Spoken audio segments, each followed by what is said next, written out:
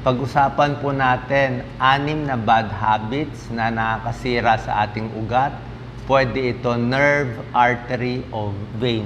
Tingnan po natin kahit yung mga kabataan, pwede po kayo manood. So ito yung katawan natin. Sa loob ng katawan natin, may muscle, di ba?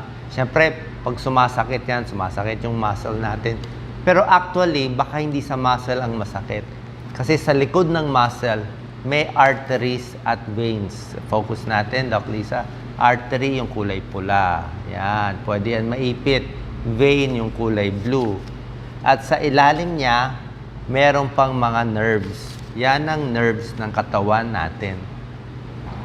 Number 1 bad habit, pwede maipit ang nerve natin. Okay, sa Tagalog kasi lahat ugat pero nerve yon. Pwede natin maipit yung kamay natin. Let's say, lagi tayo nagbubuhat ng mabigat, nagpipihit, inuunan yung kamay, o minsan natutulog, naiipit natin, lagi naka-computer, naka-bend, ito po naiipit, focus natin.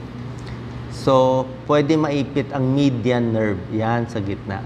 Mararamdaman mo, dahil yung median nerve na dito, sinusupply niya to, ang namamanhid yung mula sa hinlalaki, 1, 2, 3 daliri. Yan. Minsan naman, naiipit ang ulnar nerve. Pag ulnar, ang nararamdaman mo, yung dalawang maliit. Itong dalawa. Dito namamanhid. Pag median, kadalasan dito. Halos yung 4 na daliri. Pag radial naman, kadalasan dito sa may tab. Okay? So, kung namamanhid, baka naiipit nyo. Huwag nyo ipitin ang kamay. Yan ang bad habit. Natutulog. Second na pwede maipit ang nerve ay dito sa may puweta natin. Laging nakaupo. Laging nakaupo, yung wallet, o matigas yung silya, ito. Dito naiipit yung sciatic nerve. So, pag naipit yung sciatic nerve, mamamanhid ang tuhod, yan, binti, tuhod, hita, pwede yan. Dito sa may side. So, ingat tayo, wag lagi nakaupo at wag matigas yung upuan. Pangatlo naman, bad habit, minsan nagbubuhat tayo ng sobrang bigat.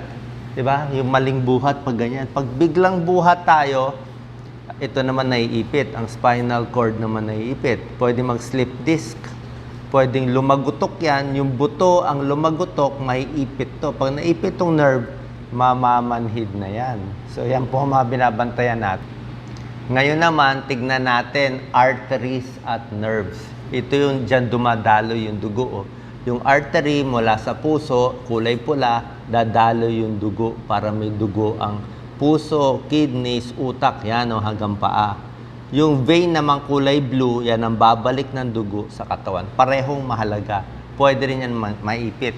Yung pang-apat na bad habit na pwede maipit yung carotid. Ito po pinakadelikado. Pag naipit, napunit itong carotid arteries, pwedeng mamatay yung pasyente. Di ba? Yung iba nga sinasakal Sinakal, namatay. Di ba? Hiniwa, namatay. So, paano ito naiipit? Minsan, naka-necktie tayo. Mga lalaki, di ba? Ang sikip-sikip ng necktie. Tapos, pag masikip pa, iikot mo yung ulo mo, naiipit. So, pag naipit, hindi maganda. Lalo na kung meron ka ng bara-bara dito. Minsan naman, barong Tagalog na sobrang sikip, pwede rin yon. Pwede rin maipit. Yung iba naman po, nagmamassage. Kung nagmamassage, pwede massage konti dito sa likod, sa tabi, pero wag gagalawin to. Lalo na wag mo sabay ipipress yung carotid. Yung kaliwa, yung kanan. Pag sabay mo pinress, pwede mawala ng oxygen yung utak. So wag ipitin yung leeg sa mga necktie. Kailangan maluwag lang. Ako nga, one size bigger. Panglimang bad habit, nakakaipit din ng artery, minsan nagsusuot tayo ng maong, di ba? Sobrang sikip na pantalon. Yan, may nangyari na to sa ibang bansa. Yung babae, sobrang sikip ng pantalon niya, naipit itong artery niya, tapos lagi pa siya nakasquat, nakatalungko. Nakatalungko na ang sikip pa, alam mo nangyari, nasira itong paa niya. Na-hospital siya 1 buwan. Kasi kakatalungko niya, nawalan ng blood supply, namatay yung paa niya. Nawala. Inipit niya ng sobrang sikip na pantalon. Kaya ako nga gusto ko maluwag ang pants natin, kahit maong. Dapat stretch. Number 6 naman na pwede rin maipit itong, actually hindi naipit pwedeng mamaga ang varicose veins. veins naman, ito. Yan.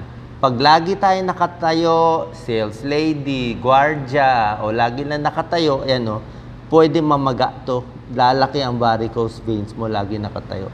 Gusto natin, minsan tayo, minsan upo, exercise, lakad-lakad, at mas gusto natin nakahiga. Yan.